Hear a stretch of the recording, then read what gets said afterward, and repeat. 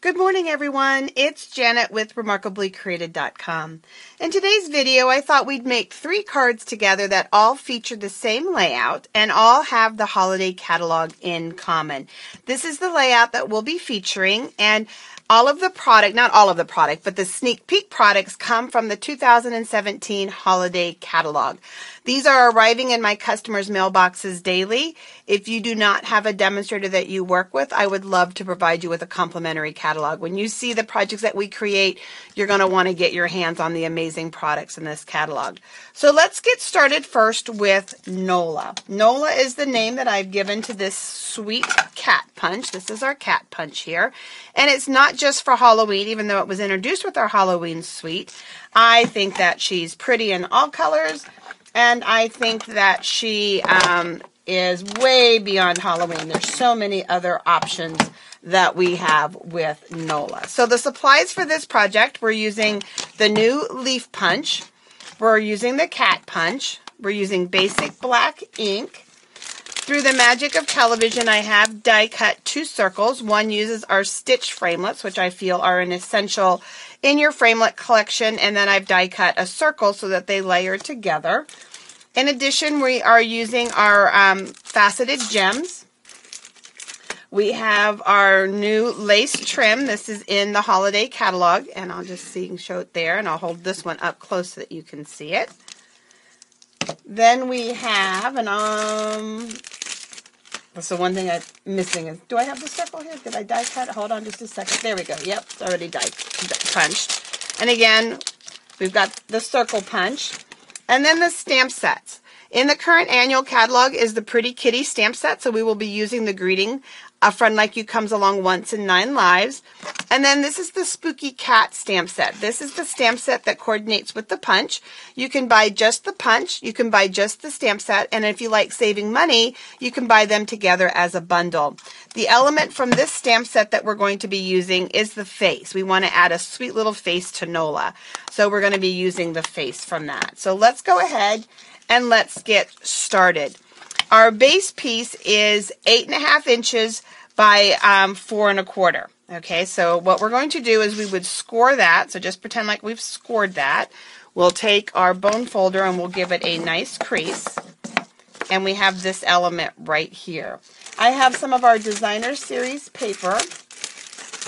And the name of the pack totally escapes me right now. It's one of my favorite and it totally escapes me. I think it's the one with the campers and all that cute little stuff. Really huge, nice variety pack. And grab my mono adhesive. I can go ahead and I can, I've only put 2 sides on it for just a moment yet. I haven't put all of it on just yet. We'll go ahead and we'll add some adhesive up in here in just a second. I need to keep that part open because I'm going to be sliding in part of the circle. I didn't want the circle to go the whole way around. Just an optional thing for you. So we'll set that aside. I will have a 4x4 piece that we'll put in here at the end, but let's set that aside. Let's go ahead and grab some of our Flirty Flamingo cardstock and we'll stamp Nola or punch Nola. Look, meow. Oh my gosh, she's so adorable. I just love her. And let's go ahead and grab our kitty face. See if we can find it. There it is. It's floating around on there from our training events this weekend. And we'll put it on our block. It is a photopolymer stamp. When I work with photopolymer stamps, I do like to use our paper piercing mat. I find that I get better coverage and contact between the stamp and what it is that I am inking up. And we had her facing this direction, so let's just stamp that one so I can get a handle on which way her face is going. So there we've got her sweet little face. I'll just put that on the cover. A little tip for you, when I'm stamping away like crazy, I just keep the pieces on the cover like that. Then I know at the end when I'm cleaning up to go ahead and wash those stamps. So we've got her sweet little face. And while we still have our ink pad open, let's go ahead and let's ink our greeting.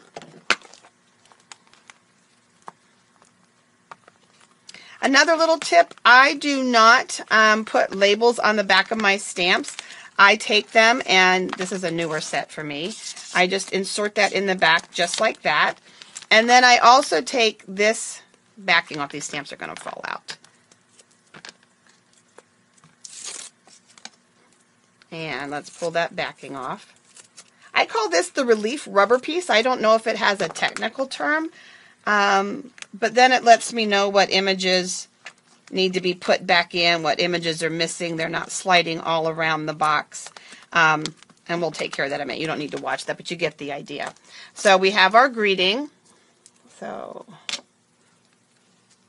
and I'm stamping this towards the top of the circle because of the way that I want to embellish versus putting it down in the bottom. So we've got our greeting. We can go ahead and close up our pad. On the back side here, I'm going to put a little bit of snail. And I'm just going to use a little bit of trim, wrapping it to the back side.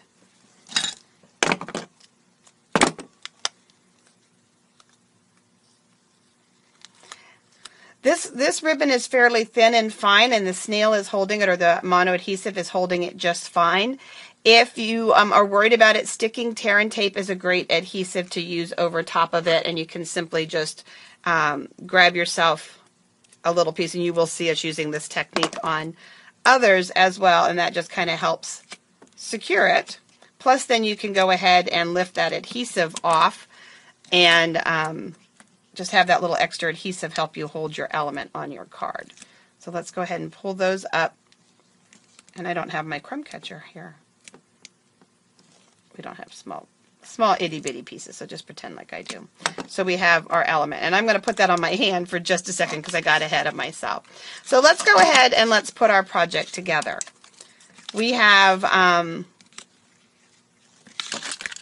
circle. We're going to put it on here. We're going to take Nola, and we'll put her on the card as well.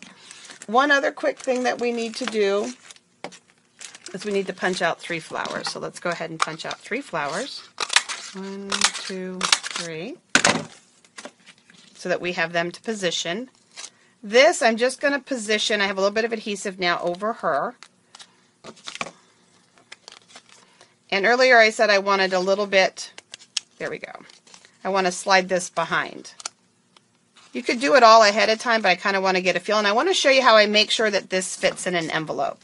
This is our grid paper. I love our grid paper. It has inches on one side, and it has metric measurements on the other side. A standard card is 5 1/4 by 4 1/4, so I'm going to, or 5 1/2. So I'm going to lay this down at 5 1/2. And now I'm going to go ahead and I'm going to slide this down, or even if you had it on the top, however you want to do it. But I want to make sure that it is not longer than 5 1/2, so it will fit in an envelope. I can tuck the circle behind her. In this case, we're going to just leave it on top. Sometimes stamping and talking is a really hard thing to do. It's like patting your head and rubbing your belly. So, and I want to adjust this just a little bit. I'm not happy with it. You guys ever futz with the card once you kind of get it going? So we have this. We have our little leaves that we want to kind of start to tuck. It's just like a cat hiding behind a plant or something. You know how they always seem to want to pounce out at you. Lift up this edge just a little bit. Add our second set of leaves in here because I just want it a little fuller. And we'll take our third set. And in this case, I'm going to put it on the top here. And then that connection point we are going to hide with a faceted gem. And these are self-adhesive. So just like that, we have a simple card, and then we'll go ahead and add our piece of white and a greeting on the inside. So that's this variation of this fold. So now let's take a look at another variation of this fold. This one features our beautiful new Painted Harvest stamp set. This stamp set was actually designed to look hand-painted and has coordinated hand-painted designer paper, all made by the same artist at Stampin' Up. So just as I did with the Nola card, I have pre-done a few pieces. Again, we're revisiting the stitch circle, and we're revisiting the large circle collections die. We have some of our early espresso cardstock. We have the designer paper that coordinates with that Painted Harvest bundle. We are going to be using our crushed curry mini chevron ribbon, our narrow burlap ribbon. The colors that we will be inking with Garden Green, and let's move Nola. We're done with Nola. We're going to be, and let's give ourselves a little bit of space because we are going to need that punch. Cajun Craze, Soft Suede, and Crushed Curry. So those are the colors that we'll be inking with. In addition, we will be revisiting our leaf punch. And we will also be using, oh, there's the leaf punch. So I had two of them there. Sorry about that. And then here is our beautiful stamp set, Painted Harvest. It's what we call a two-step stamp, where you have images that layer together to give it a realistic look. And then in this case, it's technically 3 steps because you can layer the flowers and then the center stamps down inside quickly. Beautiful greetings that are a part of this stamp set. So let's just kind of work to assemble this project together. We'll start first, as we've done before, with scoring and getting a good crease on our project. In this case, we're not going to add this yet because we're going to give you an option. We'll show you how you can either tuck behind or not. So we've got this happening. We've got our circle happening. Let's go ahead and start with our flower first and get this part done. This is a photopolymer stamp, so once again, we will be working with our clear mat, or our paper piercing mat. You will notice that my stamps are indeed stained. First off, we had 3 large events this weekend where my stamps were heavily used. Some people like to pre-treat their stamps by stamping it with Blush Blossom and some other things. For me, the staining is just an indication of use, and as long as the images continue to work clear, I'm not bothered by the staining, but I know some people really are. My stamps are a business tool, and again, they are used by myself, my customers, my team members, so I expect the staining to happen. So let's go ahead and ink this up. We'll stamp it in the center of our circle, and then we have the first layer. We'll put that on the outside of our box. For the second layer, we're going to use Cajun Craze, and I love fall, so I was so happy to pull these colors out of the spinner rack and put them to use. Oh, Cajun Craze and me, we're good friends. So we'll go ahead and we'll just layer that down over top, and this is going to create the depth and the contrast. So we've got that happening. Oh, so pretty. And it's got these tiny little points on it that just kind of really give it that extra depth and things like that. So we'll put that there. And then the last thing that we need to do is we need to stamp the center. And we're going to do that with Soft Suede. And let's open this up. Grab our centerpiece. And, you know, while I already have it open, let's pull our leaf out that we're going to need. And let's pull out our stamp. Okay. So in this case, we're just going to take and aim for the center here with Soft Suede. So there's our flower. There is not a framelit for this. If you want little jaggedy edges and stuff like that, we sell amazing paper snips, and you're able to freehand cut that with a little fussy cutting. But in this case, we're going to do it just like this. I am going to be stamping Garden Green on Garden Green paper. I love the color coordination from Stampin' Up, and it's just enough contrast that you do see the leaves. So we'll set that aside. Let's put that on our case so we can clean it. And I'm going to stamp these right across the bottom. When you're getting ready to punch, you want to know the orientation of your punch and even how far it's going to reach. So in this case, if I stamp this, it lines up with the punch. It's a great way to go. So I've got 3 leaves stamped. And we're going to go ahead and we'll punch them out. I like punching upside down. You do need to be careful when you do that. It is very easy to pinch the fold of your hand right there. Trust me, I've done it enough times. It's very, very easy to have happen. So now we've got our 3 leaves. And then one last thing, I should have done that while I had the Cajun Craze out, but let's go ahead and stamp our greeting, and then we'll be ready to put the whole thing together. I'm using Very Vanilla because there is a vanilla in the designer paper. That's the base neutral that they chose, so I'm working with our vanilla. I love that they stick with Stampin' Up's vanillas, whites, crumbs, so we stay within our color family. In this case, I'm going to stamp it with a little bit of space on this end for a bow, and I am going to tear, so not quite in the middle, just a little off center just a little bit, so I have my greeting ready to go. So now let's go ahead and let's put our project together. One of the things that I find that I need for this project is I do need to have my tear and tape for this project in particular. And one of the first things that I found worked for me was to go ahead and put the ribbon and things like that on, so then I could go ahead and layer this piece. So I'm going to start with a piece of our burlap ribbon, get an idea for approximately how far I want it to go across the card. And I'm going to take then our tear and tape ribbon, and I'm going to layer that. This helps me get a straight line as well too. Across, and I'm going to wrap a little bit of that to the back so that it grabs the edge of the ribbon. We can go ahead and lift it up either with your fingers, or the paper piercing tool is perfect for lifting that up. And now I can go ahead, oops, one thing I wanted to do is I wanted to cut this at an angle. Okay, so I'm going to layer that on, pushing it into that. I'm going to cut this off, and I'm going to wrap it to the back. Now you also have the option of cutting it right in line with the edge of the paper if you don't want to wrap it to the back and create that bulk behind this layer of paper. But I'm going to wrap mine behind to the back. I'm going to take chevron ribbon, and we're going to angle that. I'm going to take another piece of my tear and tape.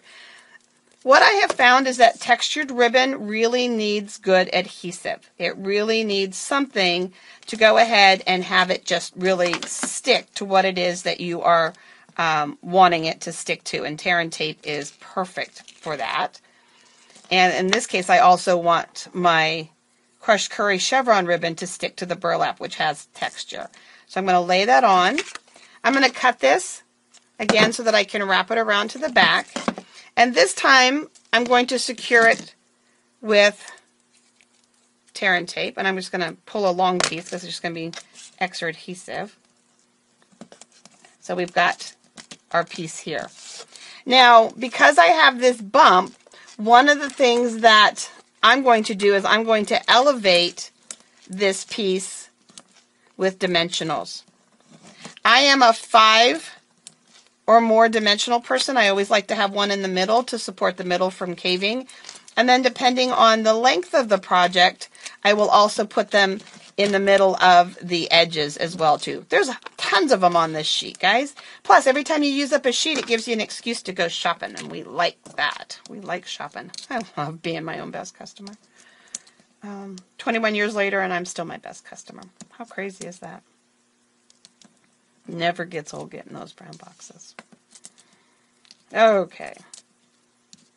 My friend Kylie out of Australia, her husband Bruno loves dimensionals. He'd be very proud of me at this moment, I think. So let's go ahead and put that on there. I'm going to go ahead and just simply use the best scissors in the world, my fingers.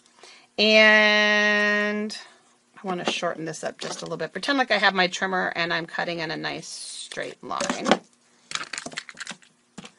And back to tear and tape, because again, we're wanting this to stick to ribbon. So let's put this on here.